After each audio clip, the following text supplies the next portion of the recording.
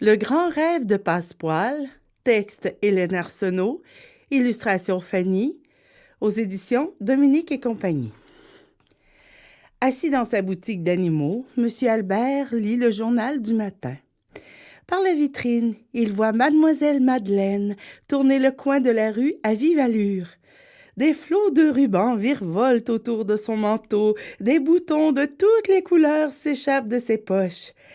Mademoiselle Madeleine court vers sa boutique, costume de rêve, voisine de celle de M. Albert. Elle a beau passer chaque jour devant la boutique d'animaux, jamais elle n'a remarqué Passepoil. Passepoil rêve d'être adopté par Mademoiselle Madeleine. Mais qu'il se fasse beau, qu'il fasse le beau, le charmant, l'adorable, qu'il agite la queue avec le plus bel enthousiasme, cela ne change rien.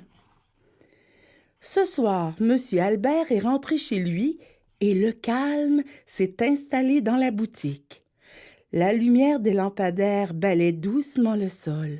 Tous les animaux dorment, tous, sauf un, bien éveillé, songeant à Mademoiselle Madeleine qui ne le remarque jamais.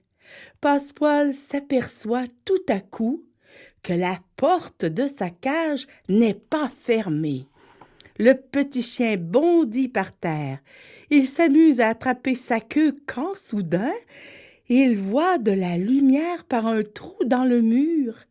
Mademoiselle Madeleine est là, de l'autre côté, assise à sa machine à coudre. Elle tire des fils, plie des rubans, coupe ceci, pique cela, les morceaux de tissu valsent à travers la pièce. Jamais Passepoil n'a rien vu d'aussi beau. Mademoiselle Madeleine a terminé. Elle se lève, pose son chapeau sur sa tête, enfile ses gants, ferme la porte à clé et s'en va dans la nuit. Un jour, songe Passepoil, moi aussi, je serai couturière, comme Mademoiselle Madeleine. Le petit chien se glisse par le trou du mur dans la boutique voisine. Éparpillés sur le sol, des chutes de tissu, des morceaux de feutrine, sur les murs jusqu'au plafond, des rouleaux de tissu rayés tigre et rayés zèbre. À côté du banc de la couturière, une boîte remplie de bobines de fil de toutes les couleurs rangées en arc-en-ciel. Une idée surgit dans la tête de Passepoil. Si Mademoiselle Madeleine ne l'a jamais remarqué, cette fois-ci, elle n'y échappera pas. Il se met aussitôt au travail. Toute la nuit, il s'acharne, taille, coupe, tourne le tissu dans un sens, puis dans l'autre.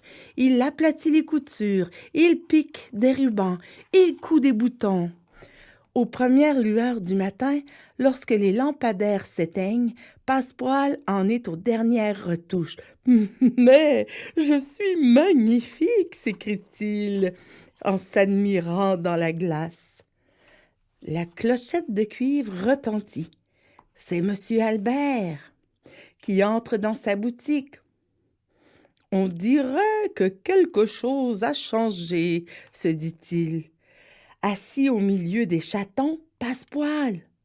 Vêtu d'un costume à rayures de zèbre, il porte un bonnet à oreilles de chat retenu sous le menton par un nœud de ruban et des cure-pipes plantées ici et là lui servent de moustache.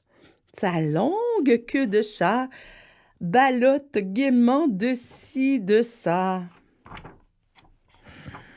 Mademoiselle Madeleine passe en courant, regarde Passepoil, frappe un petit coup dans la vitrine.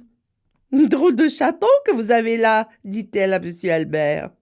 « Elle m'a vu, elle m'a regardé, » se dit Passepoil.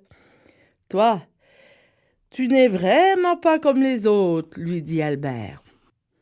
Quand le soir venu, Mademoiselle Madeleine met son chapeau, enfile ses gants et ferme derrière elle, Passepoil se faufile dans la boutique. Il étire un tissu moulant, attache des rubans multicolores à sa queue et découvre un bonnet de bain qui lui va comme un gant. Étonnant, s'écrie-t-il lorsqu'il a terminé. Le lendemain matin, Passepoil rentre bien le ventre et enfile son costume de poisson rouge.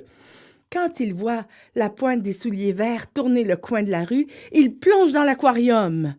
L'eau déborde aussitôt sous l'effet des battements de queue et des vigoureux coups de patte.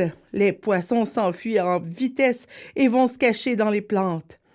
Mademoiselle Madeleine frappe à la fenêtre. Monsieur Albert lève les yeux de son journal. « Votre poisson aurait besoin d'un cours de natation, dit-elle en s'éloignant. « Elle m'a vu, s'est dit Passepoil au moment où monsieur Albert le repêche par le bonnet. Un immense courage envahit Passepoil.